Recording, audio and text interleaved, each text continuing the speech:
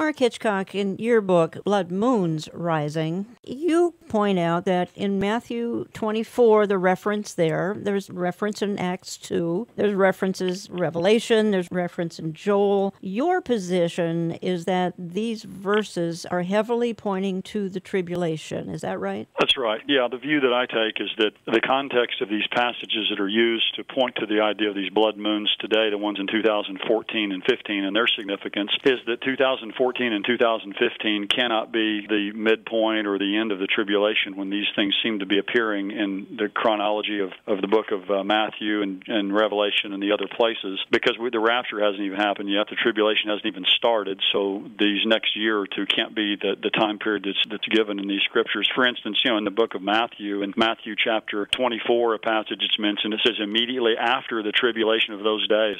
So this is after the tribulation. It's in conjunction with Christ's second coming. The sun will be darkened, the moon will not give its light, the stars will fall from the sky, the powers of the heavens will be shaken, the sign of the Son of Man will appear, and then it goes on to talk about the coming of the Son of Man in glory. So at the context, there's the second coming of Christ. The same thing over in the book of Revelation. I mean, to me, the context in the Revelation 6 passage says, I looked and he broke the sixth seal. There was a great earthquake. The sun became black as sackcloth made of hair, and the whole moon became like blood. The stars fell from the sky. Anyway, you go on to read that passage, and to me, it's clearly a passage that's in the context of the tribulation when you look at the four horsemen of the apocalypse that precede that and all. So to me, I do believe that there will be signs in the sun and the moon and the stars. I believe that. The Bible tells us that. But I think the context of these passages is during that coming time of future tribulation. It's not during this current church age which we're in now. It's not what we're seeing this year and next year. One other thing, I just kind of get this out there. I think, too, that what the Bible speaks of here in these events are supernatural events. They're not natural occurrences like eclipses. They're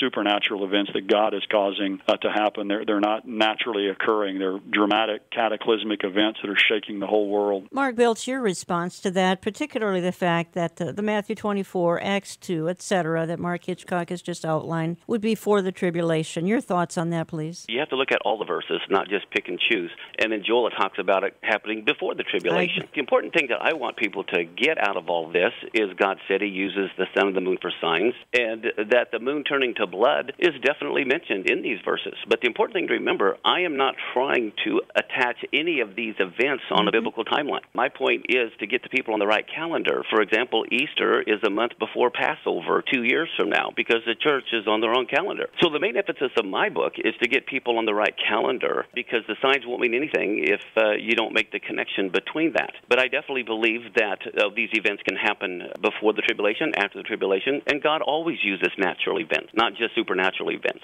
If you joined me late, you are listening to Understanding the Times Radio. We've got Mark Hitchcock on the line from Oklahoma. I have Pastor Mark Biltz on the line as well. We're talking about those pesky little blood moons that are going to be happening here in 2014 and 15, and we have to refer to their history, too, in a moment. Eric, you wanted to weigh in. Well, gentlemen, just as a layman's view on this, because I've been looking at it and don't claim to be an expert about any of this particular phenomena, the very fact that it happens twice on Passover, that the blood moons in the next 2 years I'm talking about happen twice on Passover and then twice on Tabernacles, says to me that we need to examine this very carefully because of when these things happen. What are your views just about the timing of those events? I like to stick with the math, the science. The last time you had this happen was 1967 and 1968 when Israel captured Jerusalem, which is a very biblically prophetic event. The time before that was right after they became a nation in 48. I know in Mark's book in chapter 8, he says the first tetrad was in 1493. Actually, that's not factually correct. There's been 62 of them in the last 2,000 years.